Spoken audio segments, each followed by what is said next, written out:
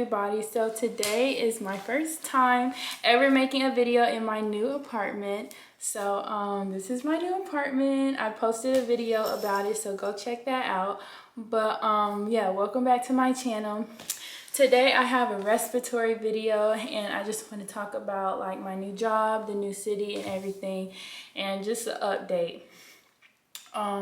Last year I made a video around this time when I moved to Orlando, and I was talking about how I moved to Orlando, my job and stuff. So it's just kind of crazy how different a year could be, because I didn't think at first I was gonna move to Atlanta. And this is Uzi, my cat. She's crazy. She loves attention, and yeah, she's a lunatic. Now I have a cat. But okay, yeah, so I moved to Atlanta. If you all didn't know, I moved here about a month ago from Orlando, and I moved here because I just wanted a new feel, a different city. And I just, you know, with respiratory, you can honestly move wherever you want to and still get a good job. And yeah, so that's why I wanted to move to Atlanta. And I just always liked Atlanta. I like the culture here. My uncle and aunts and my cousins live here. So I'm like I never feel alone. Like if I want, I call my uncle, he lives 10 minutes away, or call my auntie, she lives like 20-30 minutes away, or my cousin.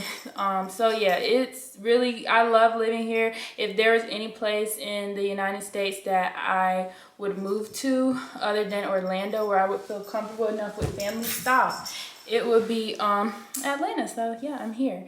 And I always came here as a child for Thanksgiving. We came here every Thanksgiving, and I just am really comfortable with Atlanta. Even in college, I met a lot of friends here, and a lot of my classmates did move here, so I've been hanging out with them. I literally have not been like bored at all. It feels like my second home, another Orlando. So yeah, I love Atlanta. So far, I've just been hanging out. I meet new people all the time. I'm very friendly, so I go out and I meet people. So I've hung out with some people that I met, but I'm always safe. But yeah, so I did that, and I've been traveling a lot. I went to Rolling Loud and Tulum and stuff since I've been here, because you know I had my 2 months off. I moved here like two weeks before I started work, so I still had like some freedom time or whatever. But yeah, the city's pretty nice. I like the area I live in. I like how far it is away from my job. I love how much vegan stuff is out here. So much vegan food. It's just a really good city to be in. It's plenty to do. It's not like Orlando, where it's like Orlando is very diverse, and it's different as far as like it's things to do, but it's not things to do like crazy. Like this is like more of a South Florida feel, wherein it's just stuff to do every second of the day and every single day. So yeah, I love Atlanta. It's pretty fun. I don't think I'm gonna move from here, and if I do, then I mean, I don't know. I'm spontaneous, and I said I was gonna live in Orlando for 2 years, and I didn't. So I don't know, but as of right now, I love Atlanta. It does have a better feeling from when I moved to Orlando, but yeah, I love Orlando, but just not for me to live. And I talk to my family and stuff all the time. My sister, like I talk to you would think I'm there. I actually feel like I talk to them more since I'm up here, like friends, everything, except when I'm at work.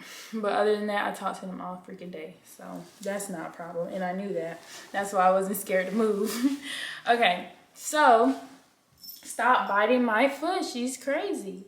Stop biting my hand. Okay, she really tried me. She really tried me. Don't ever bite my hand like that. Okay, but okay, as far as work, like I said, I like my job up here. Lots of great people. It feels good to be here at a staff job, and you know, kind of feel more part of the team, because sometimes they treat travelers really like stepchildren sometimes. But yes, the hospital is really nice. Everyone's there really nice. They're always helping me. Last week I was in the ICU, and I was actually put by myself because of the short staff, but since I'm, you know, used to being a traveler, I can kind of pick up really fast. And then I've also used the yeah, so the system they use, which is all scripts, I have used that system before in Orlando, so that's a good thing. So the charting's no problem. They use the servo for a ventilator, and I use that in clinical, so it's not like too crazy. And then the Hamilton G3, I've used the Hamilton G5, so it's a little, you know, I feel like a ventilator is a ventilator, so it's just like, you just gotta, it honestly, if you just look and like just play around, like you'll get it. Like, I feel like it's just, a car is a car. So yeah, a lot of the people in the ICU, they're really nice. Even the doctors, the PAs, all of that, they're super nice, super helpful. And it's a smaller hospital, so it's more on a personal level rather than like, oh, this respiratory therapist, this doctor, da da da da da. It's like more like, oh, this is Alana, oh, this is doctor, whatever, or this is the nurse, you know. So yeah, it's really cool as far as that. When I first graduated, I thought that I wanted to work like just in big hospitals, until I realized like big hospitals, they're cute and everything, and like it like they're newer, more modern. That's super cool about them, and like they have a lot of like young people, but it's just like those hospitals have a lot of people in it, so it's just the policies are real like more strict and stuff, which of course policies should be, because for patient care and everything, but just other policies like, you know, attendance or something, like they're just really strict on that, because this is a major thing they cannot mess up. So I used like that's a it's a good thing and a bad thing. Like they're constantly kind of on you, and I noticed that with big hospitals. But smaller hospitals, I noticed that they'll give you a little more leeway and stuff like this. Not saying you could do whatever you want, but they'll give you a little leeway, you know, because it's more like personal, and they're more understanding and stuff. You're just not a number to them, if that makes sense. But yeah, so anyways, this hospital is smaller, and I learned that throughout this year of me traveling, I noticed that I would want to work at a smaller hospital. It's better, you know. Big hospitals are cool and everything. Like when I worked in Orlando at ORMC, I wrote a letter about no vegan food in the night for the night shift people, and then 2 weeks later vegan food's there. Like, that is not gonna happen at a small hospital. This hospital, they don't even have vegan food. They like barely ever have vegan food. Like, I'm eating rice and vegetables and stuff like that, and I know if I write them, they're not gonna, I don't really think they're gonna care. But yeah, that's the thing with smaller hospitals. Yeah, that's just like if you went to a church and it was super small, but everybody in your family knew you there and stuff like this, and then it's like a big master church. That's what I could compare it to. But yeah, so this is a smaller hospital. Everyone there is really nice though. I really like everything about the hospital. Except it is a little older. But I mean, hey, that's about it. I was traveling, I learned a lot of things that are helpful for this hospital, so that's a good thing. And they also use some of the same stuff as my old job. Let me think. The pay is much different than what I'm used to from traveling. If you're a traveler, you know. But so that's one thing. But I guess you could say I know what I signed up for. So yeah, the pay is very much different, but I I mean, what can you do? Respiratory therapists and nurses, we all deserve, and PT, OT, in nurse practitioners, we all deserve more money. And that's the thing, like, after traveling, you get back to your normal checks, and then you're like, I'm really out here doing all of this for this amount of money. I didn't have to go to college for this. Like, it's ridiculous. Like, people that deserve to make most money, like teachers that help children grow, that teach students how to spend time with your kids, and healthcare workers deserve more money. Like, who are you guys giving the money to? Because we're the ones that need it. It's really messed up. But yeah, we gotta go on a petition, or these hospitals are gonna be really, really short staffed, because no one wants to work for regular pay. They have to think about them and their family and stuff like that, and what lifestyle they created, and now they have to go back to a normal pay, and you just kind of notice your worth when you travel and then come back to another staff job. But yeah, different pay is one thing. But the stability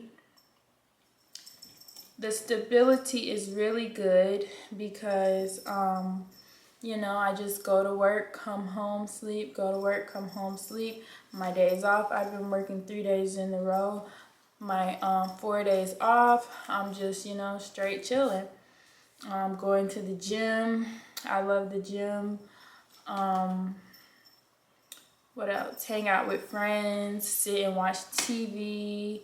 You just, have a relaxing time the days you're off. So 3 days is not, 12-hour shifts is a lot. I know we only work 3 days a week, but 12-hour shifts is a freaking lot. And I really am like noticing that since I took two months off. Like, whoa, I'm here into the morning to the night. I get home, all I could do is sleep and wake up for tomorrow. Like, it's pretty deep. It's pretty deep. It's just like you barely had any time to like get your mind straight, because you were just everybody else's problems, which isn't a bad thing. This is what we have to do and what we signed up for. And I think 12-hour shifts are really good. It's just they're tiring. Our shifts are very draining, and that's just the truth. But I do feel like a patient should be seen from 7 a.m. to 7 p.m. and then it should change. Like, I feel like that is like the best system that they could have created. But 12-hour shifts is a long, it's hurtful for your body. And people that I noticed another thing about myself, because this little break has gotten me like in this mode where all I do is just whatever I want to do, and now I can't since I work. But okay, so people, and tell me if you guys feel this way. When you are working after your 12-hour shift, you guys don't feel like talking. Some people just be wanting to yap. Like, I just worked 12 hours, seeing people die, getting cursed out by patients on my feet hurt. Why would I feel like talking right now? I just want to sit and chill and eat something and watch TV. Like, I like us healthcare workers. I want people, your significant other, your friends, your family, to realize that that's not a bad thing. Sometimes we just want to chill. And I've heard someone say that before, and I was like, what? And this was while I was working, but now I really noticed that I just want to chill. And that's how I am now. I just want to chill after work, prepare my lunch for tomorrow, eat now, watch TV, get my clothes out and ready. So in the morning when I have to wake up at like 5:30 a.m. or 6 a.m., I have all my stuff in order, so I won't have to be going everywhere and this and that and pulling this out of here. It's just not cool. And I feel like the way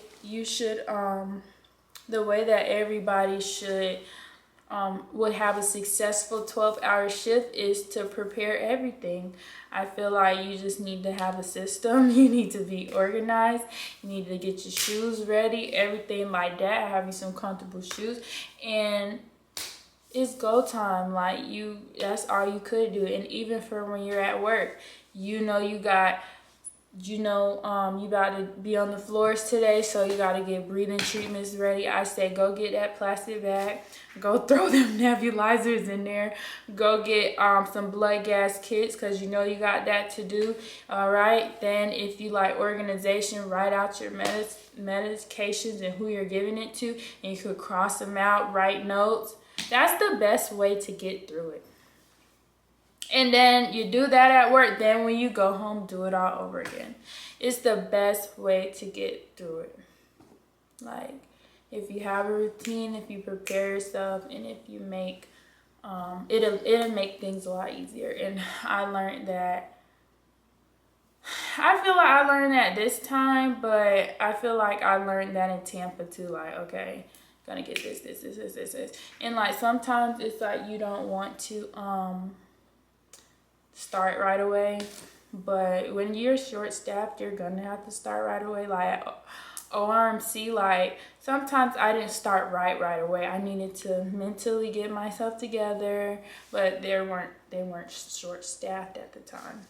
But now places are really short-staffed. For everybody in the medical field, because we are really going through it. Like, it's like a war between us, with people that want the vaccine and people that don't want the vaccine. Healthcare workers, our short staffness is going crazy. Like, everyone's just dropping like flies. Like, it's really a lot going on for us. So I just want you guys to, the healthcare workers, we do a really good, like, this is, we really be snapping.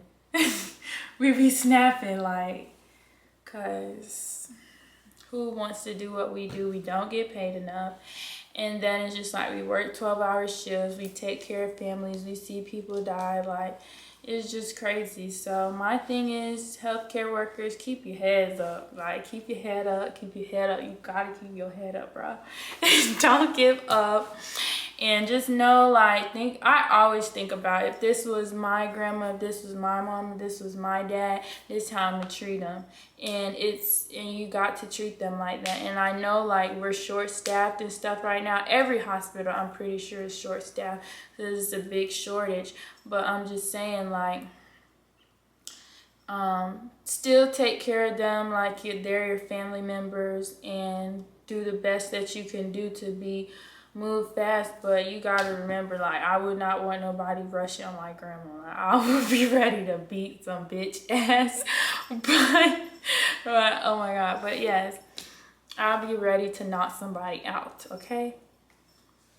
About my dad, I'll knock you out. About my sister, I'll knock you out. So make sure you actually don't be rushing and stuff like that. If you want to think something negative, think it in your head. But do your job and make sure you do the best you could do. And if you have a routine, your ass ain't even gonna be, that stressed out, because you got a damn routine. But yeah, so